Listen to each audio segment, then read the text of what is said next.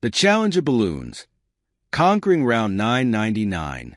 In Bloons TD 6, the challenge intensifies with each round. Balloons become faster and stronger, requiring exponentially more power to pop even the smallest ones. Round 40 introduces the first of the Moab-class balloons, the Moab itself. From here, the difficulty escalates with the BFB, ZOMG, DDT, and ultimately, the most formidable of them all, the Bad. But what happens when you take that same Moab-class balloon and push it all the way to round 999?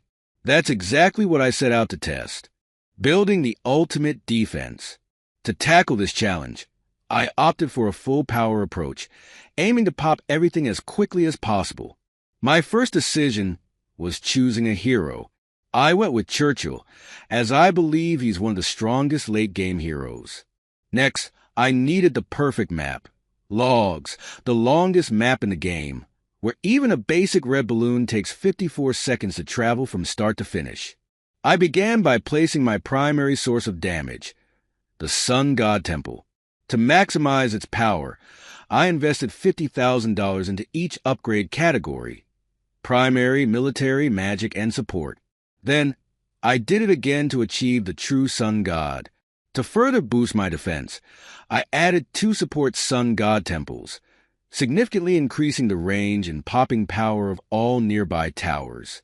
I also placed 2 villages to provide additional buffs. Now, with my support structures in place, it was time to bring in the firepower. Bloon Master Alchemist, due to its incredible popping potential. Spirit of the Forest, to lay vines across the entire tract.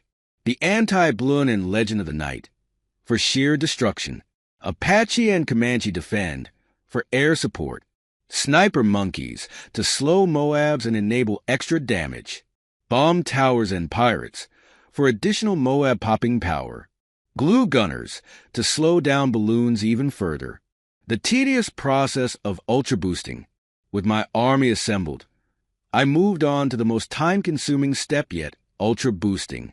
Ultra Boost is an engineer monkey ability that permanently increases a tower's attack speed by 10% per stack. While this might seem small, every boost matters when facing the impossible. However, applying these boosts took an excruciatingly long time. The first attempt at round 999.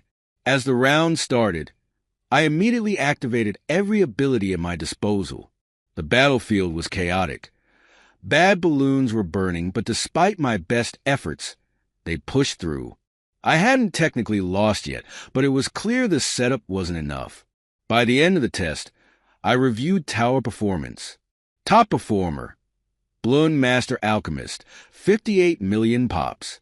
Runner-up, Grand Saboteur, 27 million pops. Third place, True Sun God, 21 million pops. However, some towers drastically underperformed.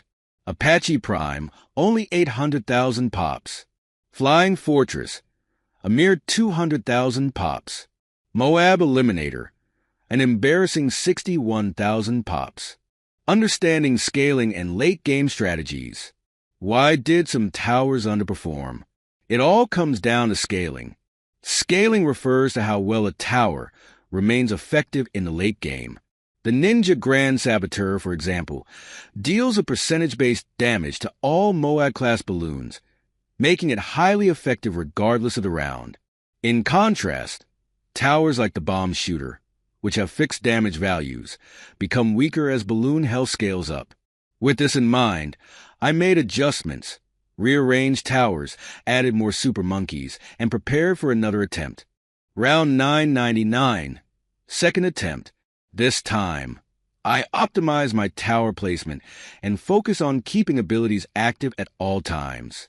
The battle quickly turned into a lag fest, making it nearly impossible to react in real time. Bad balloons were taking more damage, but the fortified variants remained a serious problem. Despite my efforts, I lost again. At this point, I realized that conventional strategies wouldn't work. Beating round 999 would require something unconventional, a creative, out-of-the-box strategy.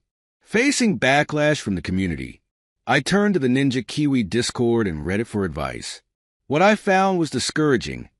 Many people openly criticized my gameplay, calling my content brain cell destroying or outright disgusting. Even official moderators joined in on the negativity. For the first time, I considered giving up. Maybe they were right. Maybe I'd never achieve anything impressive in Bloons. But then I remembered, I don't play the game the way others do. I play my way. It was time to prove them wrong. The final strategy, the Legend of the Night. My last hope rested on one final trick, the Legend of the Night's passive ability, the black hole. When a balloon reaches the end of the track, instead of losing lives, the Legend of the Night absorbs everything for 7.5 seconds. Afterward, the ability goes on a 2-minute cooldown, but by selling and rebuying the tower, I could refresh the ability indefinitely. The perfect setup. To execute my plan, I needed a long map. I switched to Cubism, the second longest map in the game. A clear end zone. I moved all towers to the front for visibility.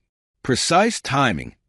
I had to sell and replace the Legend of the Night within 7.4 seconds to prevent any leaks. Minimal lag. I turned on small balloons and small towers to reduce visual clutter. Executing this was brutal. One mistake, one hesitation, or even blinking at the wrong time could mean failure. The unexpected discovery. Just as I thought I had the timing down, I learned something devastating. Every round past 100 is randomized. This meant all my previous attempts were meaningless, and I would need to find a round 999 layout that matched my strategy. Still, I refused to quit. The final grind. For hours, I practiced my timing, adjusted my key bindings, and trained my fingers to instinctively execute the cell upgrade cycle. My hands cramped, my fingers ached, but I wasn't backing down. And then finally, the miracle happened. Victory. Round 999 defeated. Fire, I did it. Round 999 is beaten. Fire. Months of trial and error. Countless failed attempts and overwhelming doubt. But I had finally achieved the impossible. Against all odds, without hacks or exploits, I legitimately conquered round 999. To those who doubted me, who said I'd never achieve anything in Bloons, this victory is for you. Thank you.